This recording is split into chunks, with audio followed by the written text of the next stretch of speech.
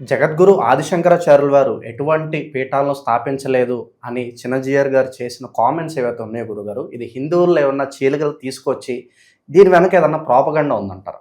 దీనిని కొంతమంది మూర్ఖులు ఎవరైనా ఈ యొక్క హిందూ సమాజం మీద డబ్బు సంపాదించుకునే వాళ్ళు, ప్రచారం కావాలనుకున్నటువంటి వాళ్ళు దీనిని ఏదైనా రచ్చ చేయవచ్చునేమో తప్ప శ్రీమాన్ చిన్నజీయర్ స్వామి వారికి అటువంటి ఉద్దేశం ఉండదు. ఎందుకంటే వారు ఎన్నో ధార్మిక కార్యక్రమాలను చేశారు, ఎంతోమందిని ఉద్ధరించారు హిందువులని.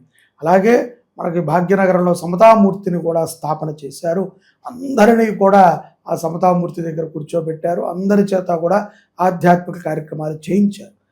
ఆయనకి ఎవరో ప్రలోభ పెడితే ఆయన ఏదో ఆ ప్రలోభంలో పడిపోయి డబ్బు కనో లేకపోతే పదవి కనో ఇవన్నిటినీ వారు ఎప్పుడో దాటేశారు. వారే కాదు, హిందువుల్లో ఉన్నటువంటి యతీశ్వరులు అందరూ దాటేశారు.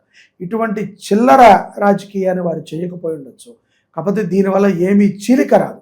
కొంతమంది ఎవరైనా ఇలాగ యూట్యూబర్స్ కానీ లేకపోతే ఇంకెవరైనా కొంతమంది దీనిని అడ్డం పెట్టుకునే నానా రకాల అయినటువంటి విషయాలని విశ్లేషణ తెచ్చి గతంలో ఆయన అలా అన్నాడు, గతాన్ని తవ్వుతూ ఇంకా దీనిని రచ్చ చేస్తే అది వాడి యొక్క ప్రారంధం.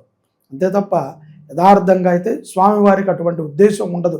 ఏ స్వాములకి, ఏ యతికి, ఏ దండకమండాలు పట్టుకున్న వారికి ఇలా చీలికలు చేస్తే వారికేం సుఖం, ఒకరోజు వాడి దగ్గర ఉన్నవాడు కూడా వెళ్ళిపోతాడు.